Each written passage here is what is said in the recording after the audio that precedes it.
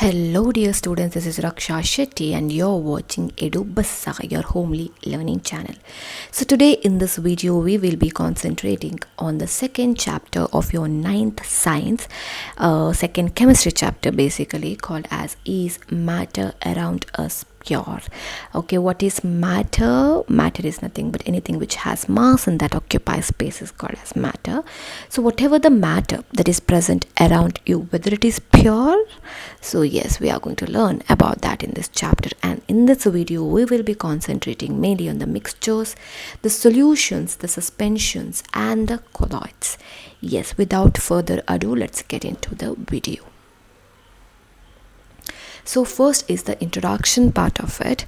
So just imagine you're going to go to the market, and after you enter into the market you will ask for the milk, the ghee, the butter, salt, spices, mineral water or the juice, and you might have seen in the packet that the pure will be written there. So what do you mean by that? Whether it is actually pure? See, in general, for the common people, common being, the pure is nothing but it is not mixed up with any other substances. Without adulteration you consider it as pure, isn't it? Without adulteration you consider it as pure. Adulteration in the sense no mixing up, right? The milk isn't mixed with that of the the water or the butter is not mixed up with that of the vanaspati, then ghee is not mixed with that of the vanaspati. We do consider it as a pure, generally, right? But what according to science is pure, what according to scientists is pure, right? We will learn that in this chapter. So in science, pure is nothing but all of the particles are in the same chemical nature, in the sense all the particles are similar, only single type of the particle will be present in that of the pure substance and their properties are similar. They will be having the same chemical properties and they cannot be separated by that of the physical methods. By the physical methods they can't be separated.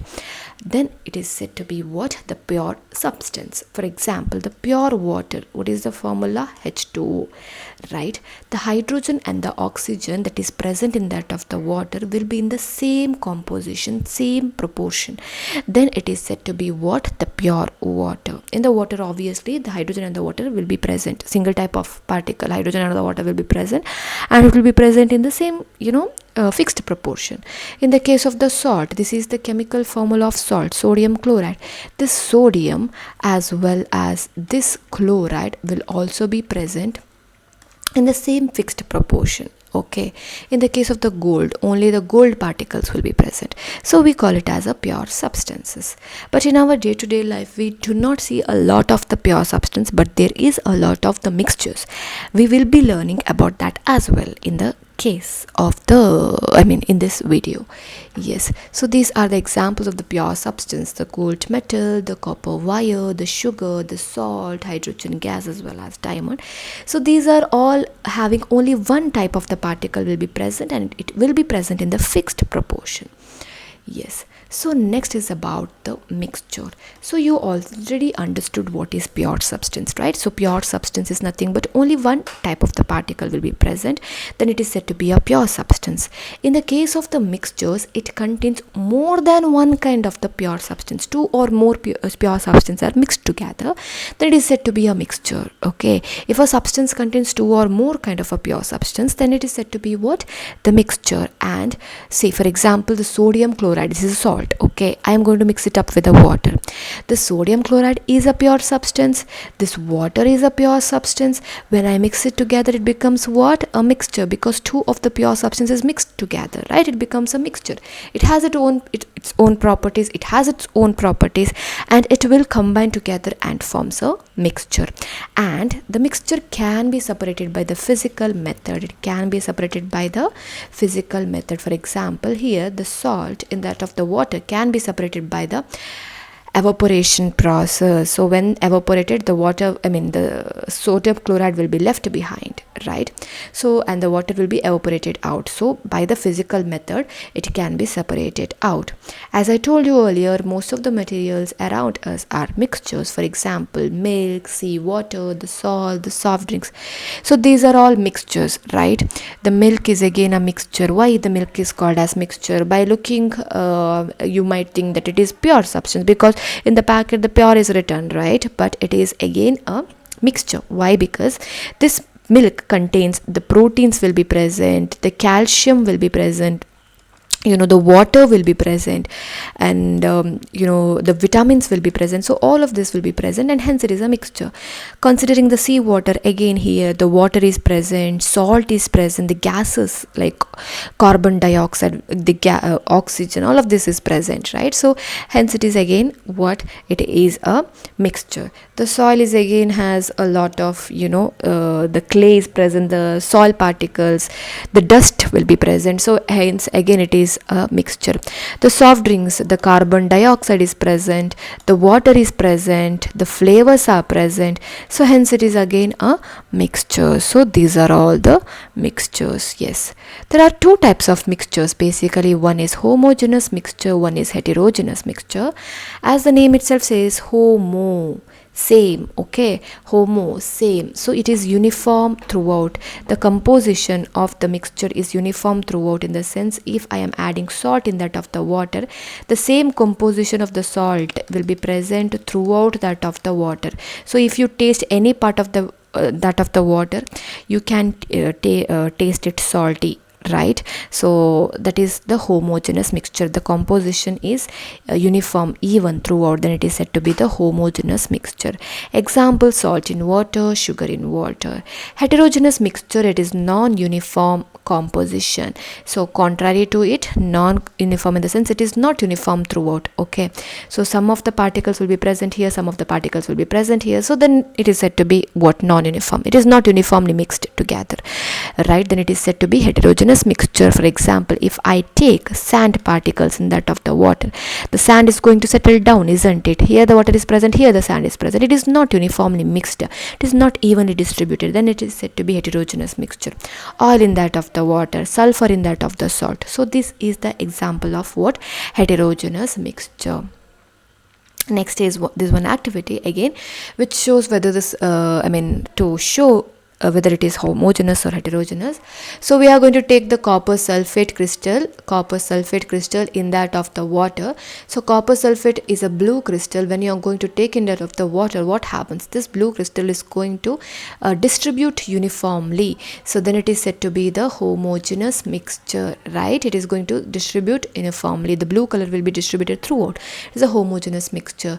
Whereas the chalk, when I'm going to take it in the water, it is going to settle down, right? So it is a heterogeneous mixture. Potassium permanganate KMnO4 is going to settle down. It is not going to uniformly distribute. Heterogeneous. All in that of the water, it separates. So again heterogeneous. Yes. So these are the example of the heterogeneous. There's one more activity. What I'm going to do is nothing but I am going to take a copper sulfate crystal in that of the water.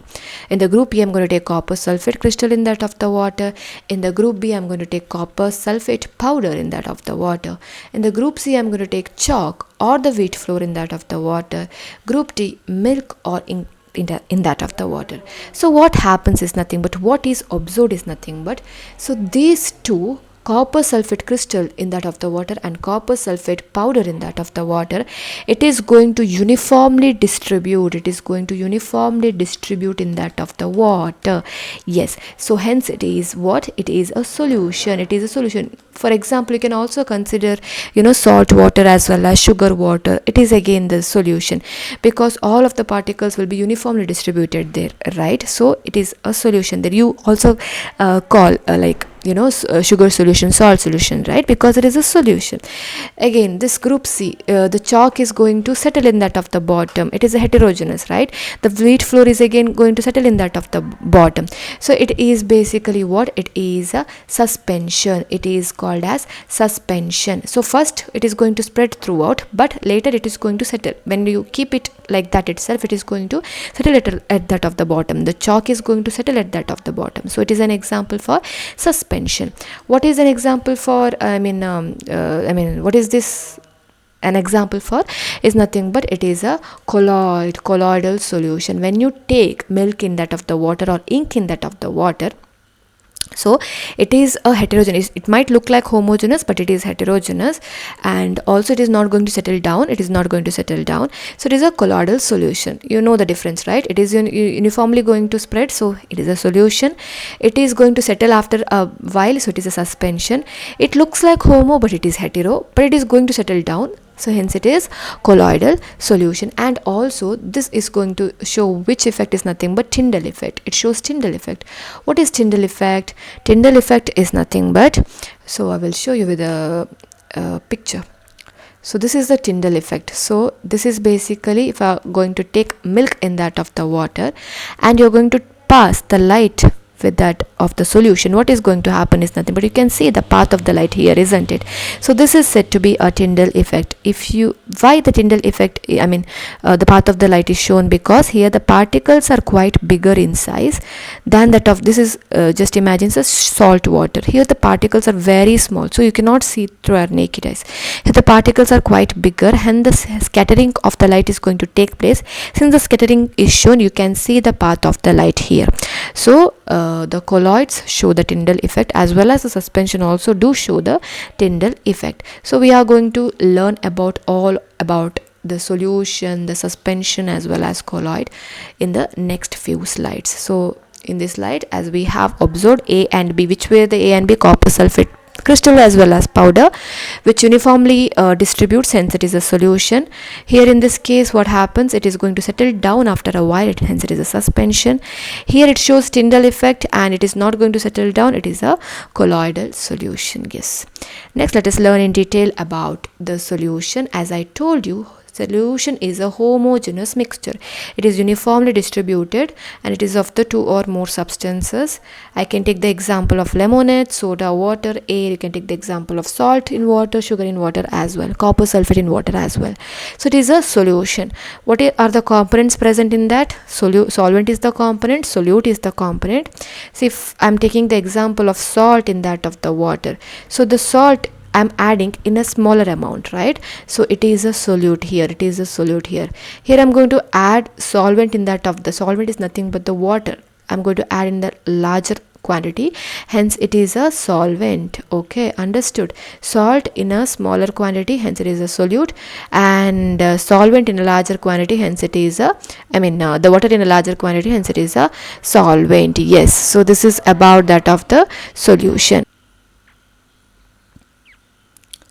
Yes, next is the examples of the solutions, which are the examples as we discussed earlier, taking sugar in water or salt in water, right? So it is going to dissolve, and it is going to be spread uniformly, evenly throughout. Here sugar is solid in that of the liquid solution, right? Yes. Iodine in alcohol, again it is iodine is a solid in that of the liquid solution, which is nothing but we call it as tincture of iodine applied whenever you're having cuts and all. So this it is it's antiseptic solution that is being applied to the wounds and all. So this is again the example for solution. Aerated drinks, the soda, juice, all of that. So the gas carbon dioxide will be present in the liquid solution. Again air again the nitrogen, and the different gases will be present in that of the gas will be present in the gas solution, nitrogen, oxygen, isn't it? So all of that will be present in the gas solution. So it is again an example for the solutions. Next, let us learn about the properties of the solution, which we have discussed. Homogeneous we have discussed, isn't it? It is uniformly through, the mixture is uniform throughout, hence it is a homogeneous mixture, and the particles are really small, so that you cannot see through our naked eyes. It's very small, and the small in the sense very small, 1 nanometer. Nano is very small, okay, so it is less than that of the 1 nanometer. So the particle size is really small, and it do not scatter the light, in the sense this Tyndall effect is not shown. I have already explained what is Tyndall effect. The scattering of the light will not be taking place when you pass the light through that of the solution, because the particle size is very small, isn't it? So the scattering with that of the particles will not be taking place. See, for example, just imagine, you might have seen a ray of light that is passing into your room, isn't it? That is why, because all of the dust particles will be present at your room, and when you open the window, the path of the light is visible when the dust particles are there, because the scattering is taking place there, right? The same way the scattering is not taking place here, hence the Tyndall effect is not shown here, okay? And it cannot be separated by the filtration. You take the filter paper, you fold it in the shape of the funnel, you take the funnel, right, you add salt water or sugar water to it, so none of the particles will be present here, cannot be separated by the process of filtration, right? All of the particles will get into this itself, so that's why it cannot be separated by the filtration method. And it is stable in the sense, when you keep the sugar solution or salt solution for a while, the solute, what is the solute there? Sugar is the solution, solute, and in the case of the salt solution, salt is the solute, and it is not going to settle down, isn't it, after a while? So that is the properties of the solution. Yes, so this is the picture. Solvent is water, the solute I'm going to take, if it is sugar or salt, adding becomes a solution. Homogeneous, right? And the Tyndall effect is not shown, it will not be settling down, and the particles are very small. Yes, Tyndall effect. So in the case of the salt water or the sugar water, the Tyndall effect is not shown, because you can see here, isn't it, the particles is not visible. Yes. Next, concentration of a solution. Next, what do you mean by the term concentration? So concentration is nothing but it depends on the amount of the solvent that solute that is present in that of the solution. Solute in the sense, amount of the sugar that is present in that of the water, amount of salt that is present in that of the water, amount of copper sulfate that is present in that of the water, then we call it as a concentration. So there are different terms based on the concentration of the solution, that is dilute, concentrated, saturated solution. So dilute solution is nothing but, here if I am taking the water, some quantity of water and a small amount of sugar if I'm adding, then it is said to be a dilute solution, because the small quantity of the solute is taken in that of the large quantity of the water, then the solvent, then we call it as what? Dilute solution. What is concentrated then? More amount of the sugar I'm taking. Okay, more amount of the sugar, more amount of the solute if I am taking, then it is said to be the concentrated solution. What is saturated solution then? Saturated solution is nothing but the solute will be more than that of the solvent. Okay, the solute will be more than that of the solvent. For example, I will take a bit amount of the water and I will add sugar to it. At first it will dissolve, at second it will dissolve, at third it will dissolve, at fourth it will dissolve. At one point of time what happens? It will not be dissolved, isn't it? It will not be dissolved because the solute concentration will be more than that of the solvent. So then it is said to be what? Saturated solution. Okay, so next is about the ways to express concentration. So there are different ways to express. There is mass percentage of the solute, mass by volume percentage, and volume by volume percentage. One second.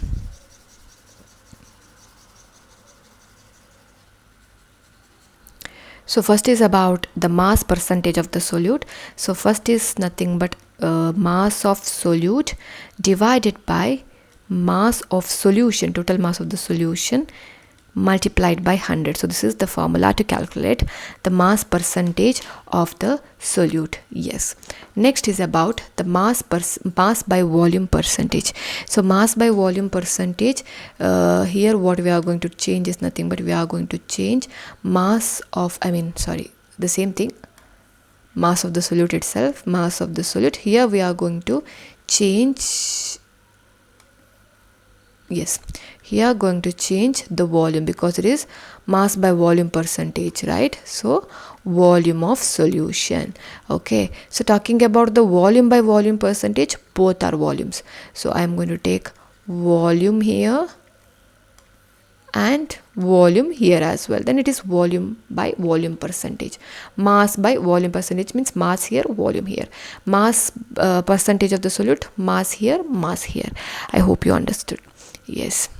Next is about the suspension. What is suspension? So I've discussed already, suspension is nothing but it is a non-homogeneous. Non-homogeneous in the sense, what do you mean by non-homogeneous? Yes, exactly, it is a heterogeneous mixture, and here the solid particles will be dispersed in that of the liquid, and the particles can be seen through your naked eyes, and it is going to settle down. It is going to settle down after a while. After adding this, it is going to settle down. After first it will mix, then it is going to settle down at the bottom, and when you scatter the light, it is going to show the Tyndall effect. Okay, Tyndall effect is shown because the suspension, the particle size is very big. Okay, the particle size is bigger. Okay, compared to that of the solution as well as colloid, the particle size is bigger, hence it shows which effect? Tyndall effect. And it can be separated by the filtration process because here the particle size is bigger and it is going to settle down at the bottom, right? So by the process of filtration it can be separated easily. Yes, next, properties of the suspension. As we have discussed, it is a heterogeneous mixture. The visible particles, in the sense the particles can be seen through your naked eyes, and it's going to settle down. It is not stable, it is going to settle down when you keep it for a while, and it does show the Tyndall effect because the size of the particle is larger and the scattering is shown, and it shows the Tyndall effect. Next, at last, is about the colloid. So the colloid, the particle size is smaller than suspension, but it is bigger than that of the solution. So it is small than suspension, but comparatively bigger than that of the solution, and it looks like it is homo. Okay, when you add milk to that of the solution, it looks like, solution in the sense to that of the water, it looks like homo, but it is actually what? Heterogeneous. Okay, it is a heterogeneous mixture. It is not uniform throughout, and it does show the Tyndall effect, and it is not going to settle at the bottom. Since the particle size is bigger, it does show the Tyndall effect. Scattering of the light is shown. Okay, and it is stable in the sense it is not going to settle when you keep it for a while. Okay, it is not going to settle down. You might have seen the milk particles is not going to settle down at the bottom, right? So it is not going to settle down when you are going to keep it for a while, and it cannot be separated by the filtration method, but can be separated by the centrifugation method. By the use of the centrifuge tube, you can separate out. It will be separated like this. Okay, and the what do we call, the solvent particles will be present here, the solute will be present here. So that is how you can separate by the centrifugation method, and by the filtration process it cannot be separated. Yes, the properties of the colloid, as we have discussed, it is heterogeneous mixture. The particles are small, but not too small that we cannot see through our naked eyes, but it is small but can be seen through our naked eyes. Okay, and it does scatter the light because our particles are comparatively bigger, so it does show the Tyndall effect by scattering, obviously. And it is a stable mixture because the particles are not going to settle down at the bottom, and the components are basically the dispersed phase as well as dispersed medium. Dispersed phase, so dispersed phase in the sense whatever you are going to add to that of this the smaller quantity of the particle which is present in the colloid solution, then it is said to be dispersed phase. We use the term dispersed phase and dispersion medium. Dispersed phase is nothing but the solute like. Okay, for example, the milk. So that is basically the dispersed phase. Dispersion medium is nothing but the solvent like the water in that of the while you are adding milk to that of the water, right? The water is the dispersion medium. So yes, by the picture you can see here, solution, the particle size is very small, so the scattering cannot be seen. The Tyndall effect is not shown. In the case of the colloid, the particles is bigger than that of the solution but smaller than that of the suspension, obviously, but yet it is bigger, hence the scattering can be shown. Okay, so quickly we'll revise. So first, as we have told, pure substance is nothing but all of the particles are the same, and it is only some single type of the particle will be present. Water, example, sodium chloride is an example. It will be present in that of the fixed proportion. And mixture is nothing but more than one kind of the pure substance is present, then we call it as mixture, and that can be separated by that of the physical method, whereas the pure substance substance cannot be separated by that of the physical method. Example is milk, sea water, salt, soft drinks. Yes. So there are two types. One is homogeneous, one is heterogeneous. Homogeneous will be uniform throughout. Heterogeneous will be not uniform throughout. And we also discussed about solution, suspension. Yes, solution is a homogeneous mixture, and the larger quantity, whatever the substance is present, we call it as solvent. The smaller quantity, whatever the substance is present, we call it as solute. Example is sugar in water, iodine in alcohol, aerated drinks, air. Properties is the same thing. It is a homogeneous mixture. The particle size is very small. Since it is very small, the Tyndall effect is not shown. Tyndall effect is nothing but scattering of the light, basically. So it is not shown here, and it cannot be separated by the filtration method as well, and it does not settle down at the bottom, and hence it is stable. Okay. And also the concentration of the solution, we learnt about concentration. So based on the quantity of the solute in that of the solvent, we measure the concentration. So there are the terms that is been used, which is dilute, concentrated, as well as saturated. Dilute in the sense the less amount of the solute that is present in that of the solvent, then we call it as dilute. More amount of the solute will be present in that of the solvent, then we call it as concentrated. If no more amount of the solute is soluble in that of the solvent, then we call it as saturated. So to express the concentration, there are various terms: mass percentage of solute, mass by volume percentage, volume by volume percentage. Mass percentage is mass of the solute by mass of the solution into 100. Mass by volume is mass of the solute into volume of the solution into 100. Volume by volume is volume of the solute by volume of the solution into 100. Yes. And next is about the suspension. Suspension is a non-homogeneous mixture in the sense it is a heterogeneous mixture. The particles can be seen through our naked eyes, and the particles are going to settle down at the bottom, and the particles are bigger in size, hence it shows the Tyndall effect, and it does scatter the light, and it can be separated by that of the filtration process. Properties same thing. And the colloid, the particle size is bigger than that of the solution, but smaller than that of the suspension. It does look like homogeneous, but it is actually heterogeneous, but it is not going to settle down at the bottom. The particle size is not going to settle down at the bottom. Since the particle size is kind of bigger, it does show the scattering of the light, and it does show the Tyndall effect. And it, as I told, it is stable. It does not settle at the bottom, and it cannot be separated by the filtration process, but it can be separated by the centrifugation process. It is not so much big to be separated by the filtration process, but it is quite bigger to be separated by that of the centrifugation process. And properties, which we already discussed. And one more thing, so components in the colloids are called as dispersed phase as well as dispersion medium. So that's about it. Thank you very much. That's it for today. Let's meet again in the next video. So please do not forget to like, share and subscribe. Until then, keep watching, keep learning, and very importantly, enjoy while learning. Yes. See you. Bye-bye.